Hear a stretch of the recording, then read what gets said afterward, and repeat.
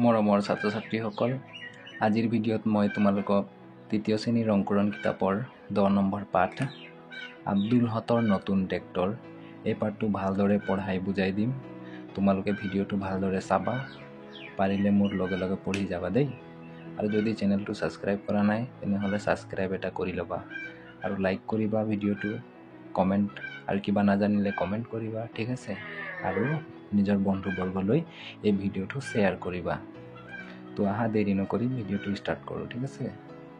এতিয়া আমি এই পাঠটো পঢ়িম। আব্দুল হতৰ নতুন ট্ৰেক্টৰ। মানে আব্দুল নামৰ এজন ল'ৰা আছিল আৰু সেই ল'ৰাজনৰ ঘৰত তাৰ দেউতাই এখন ট্ৰেক্টৰ লৈছিলে। তাৰ দেউতা খেতিয়ক আছিলে, সেইকাৰণে এখন ট্ৰেক্টৰ কিনিছিলে, ঠিক আছে।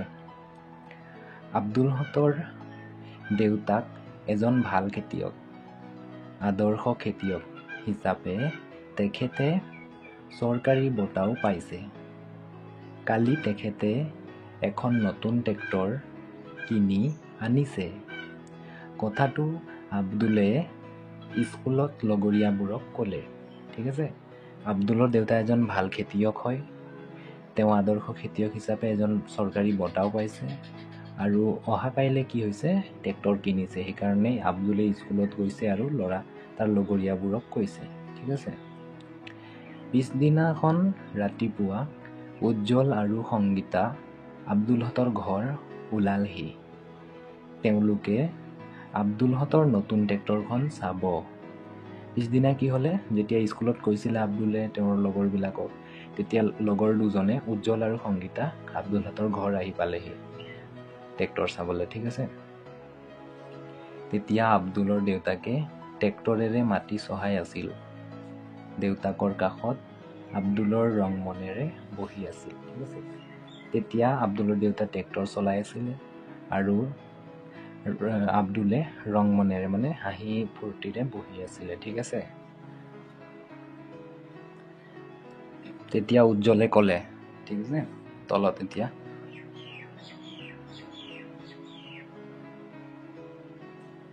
বা কি ধুনীয়া ট্ৰেক্টৰ। উজ্জ্বলে ক'লে বা কি ধুনীয়া ট্ৰেক্টৰ বুলি কৈছে, ঠিক আছে। আমিও তাত গৈ উঠিব পাৰিম নে? সংগীতাই সুধিলে।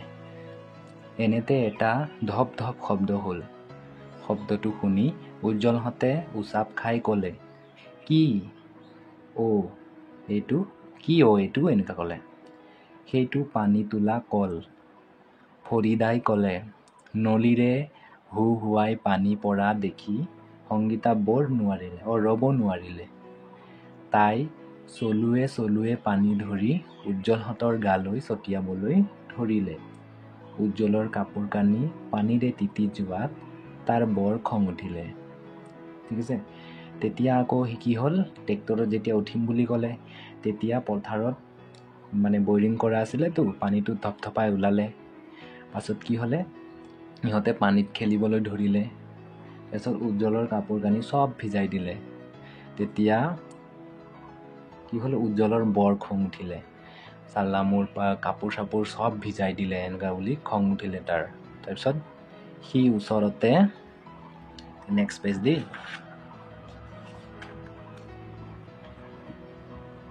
ওচৰতে থকা মাটিৰ দমটোৰ পৰা এমুঠি এমুঠিকৈ মাটি সংগীতাৰ গালৈ দলিয়াবলৈ ধৰিলে।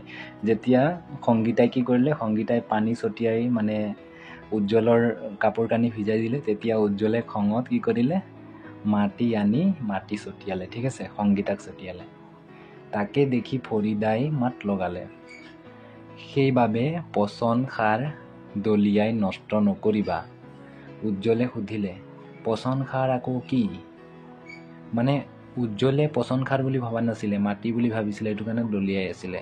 পিছত ফৰিদাই ক'লে যে এইটো পচন সাৰ হয়, দলিয়াই নষ্ট নকৰিবা বুলি ক'লে। পিছত উজ্জ্বলে সুধিছে, পচন সাৰনো কি বস্তু হয় এইটো? ট্ৰেক্টৰখন ৰখাই আব্দুলৰ দেউতাক নামি আহিল। মৰমেৰে উজ্জ্বলৰ গা মূৰত হাত বুলাই তেখেতে ক'বলৈ ধৰিলে। তেতিয়াই কি হ'লে, পচন সাৰনো কি বুলি ক'লে, তেতিয়া ট্ৰেক্টৰৰ পৰা নামি আহি আব্দুলৰ দেউতাই কৈছে, মানে মৰমেৰে উজ্জ্বলৰ গা মূৰত হাত থৈ ধুনীয়াকৈ কৈছে আৰু, পেলনীয়া জাবৰ জোথৰ গাঁত খান্দি পুতি থ'লে পচন সাৰ হয়। পচন সাৰ দিলে খেতিৰ উৎপাদন বাঢ়ে। মানে যোনবিলাক কি পেলনীয়া জাবৰ জোথৰ গাঁত খান্দি থ'লে সেইটো পচন সাৰ হয়, আৰু সেই পচন সাৰটো খেতিত দিলে খেতিৰ উৎপাদন বাঢ়ে, বেছিকৈ ভালদৰে খেতি হয়। ঠিক আছে। আব্দুলে ক'লে তেতিয়া, দেউতা, সাৰৰ কথা পিছতো ক'বা, আগতে এওঁলোকক ট্ৰেক্টৰত উঠোৱা। সংগীতাক হাতত ধৰি ফৰিদাই ক'লে, ব'লা আমি ট্ৰেক্টৰত উঠোঁ। তেতিয়া কি ক'লে আব্দুলে, ইহঁতক সাৰৰ কথা পিছত ক'বা দেউতা, ইহঁতক আগত ট্ৰেক্টৰত উঠাই দিয়া বুলি ক'লে। তেতিয়া চবেই গৈ ট্ৰেক্টৰত উঠিলে। ঠিক আছে। তেনেদৰে আব্দুলৰ ঘৰত ট্ৰেক্টৰ আনিছিলে। ট্ৰেক্টৰত উঠিবলৈ, ট্ৰেক্টৰ চাবলৈ তাৰ লগৰীয়াবিলাক আহিছিলে। ঠিক আছে। তেনেকুৱা তোমাৰ লগৰবোৰে তোমালোকৰ ঘৰত আহে নাই? জনাবাচোন কমেণ্ট কৰি। ঠিক আছে। চ' এই পাৰ্টটো শেষ হৈছে। মই ইয়াৰ প্ৰশ্ন উত্তৰবিলাক এতিয়া কৰাই দিম, তোমালোকে প্ৰশ্ন উত্তৰবিলাক কৰি ল'বা দেই। উত্তৰ দিয়া। ক প্ৰশ্ন, আব্দুলৰ দেউতাকে নতুনকৈ কি আনিছে? উত্তৰ, ট্ৰেক্টৰ। খ প্ৰশ্ন, আব্দুলৰ দেউতাক কেনেধৰণৰ খেতিয়ক? উত্তৰ, আদৰ্শৱান খেতিয়ক। গ প্ৰশ্ন, আব্দুলৰ দেউতাকে পোৱা বঁটাটো কি? আদৰ্শ খেতিয়ক বঁটা। ঘ প্ৰশ্ন, উজ্জ্বল আৰু সংগীতা আব্দুলহঁতৰ ঘৰলৈ যোৱাৰ কাৰণ কি? উত্তৰ, কাৰণ আব্দুলহঁতৰ নতুন ট্ৰেক্টৰ লৈছিলে।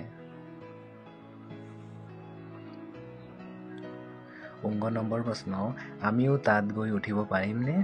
এইবুলি সংগীতাই ক'ত উঠাৰ কথা সুধিছিলে? উত্তৰ, ট্ৰেক্টৰত উঠাৰ কথা সুধিছিলে। প্ৰথম প্ৰশ্ন, উজ্জ্বলহঁতে কি শুনি উচাপ খালে? উত্তৰ, পানীকলৰ ধপ ধপ শব্দ শুনি।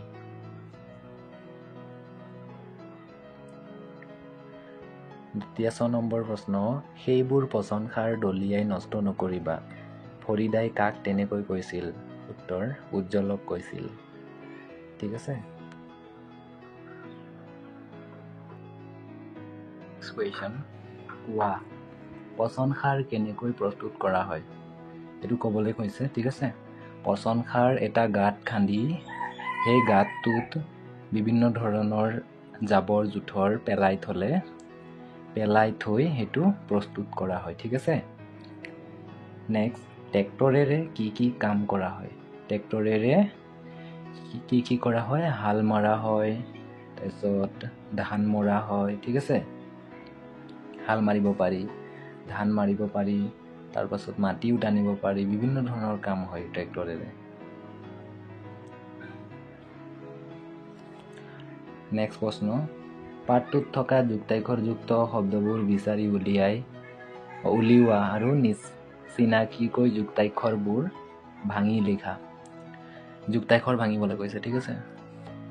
যুক্তাক্ষৰ ভাঙি পঢ়ো আৰু লিখো আহা। এইবিলাক যুক্তাক্ষৰ ভাঙি দিছে। ঠিক আছে। এইবিলাক চাই ল'বা। এইবিলাক ভাঙি দিছে আৰু তলত কৈছে যে কলহত থকা শব্দবোৰ যুক্তাক্ষৰৰ লগত মিলাই চকৰিটোত লিখা। এই কলহত কি আছে? যুক্তাক্ষৰৰ শব্দ আছে। এই যুক্তাক্ষৰবিলাকৰ শব্দ আছে। এই শব্দবিলাক বিচাৰি ইয়াত বহাব লাগে এই ঘৰবিলাকত। ইয়াত চাব পাৰিছা? জৈৱজ্য, এইটো উজ্জ্বল, এয়া উজ্জ্বল ইয়াত আছে। কৈতয়াক্ত, এইটো ট্ৰেক্টৰ, এয়া ট্ৰেক্টৰ ইয়াত আছে।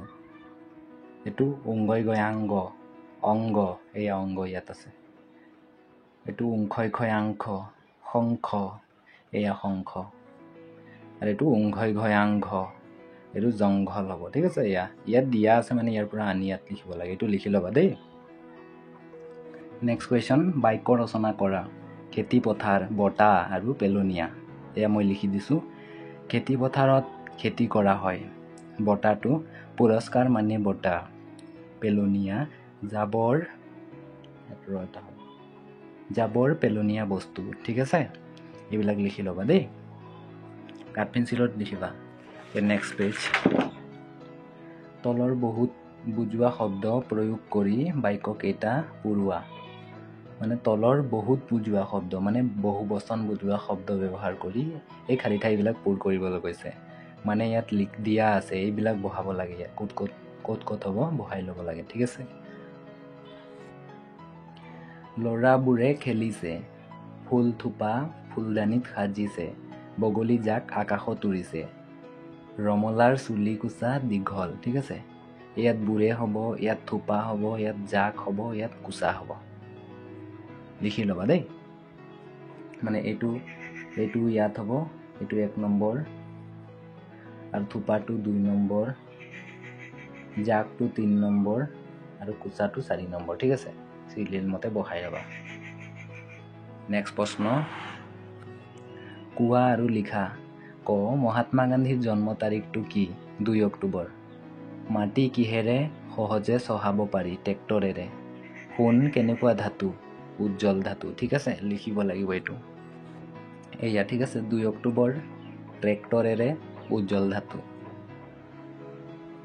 ট্ৰেক্টৰ বানানটো এ চাইছে নাই টয়ৰেট্ৰ একাৰ কয়টো একটো ৰটেকাৰেৰে ট্ৰেক্টৰেৰে ভালদৰে লিখি ল'বা দেই নেক্সট প্ৰশ্ন কেনেকুৱা শব্দ হয় লিখিব লাগে পানী তোলা কল চলিলে ধপ ধপ শব্দ হয় নলীৰ জোৰেৰে পানী ওলালে কি হয়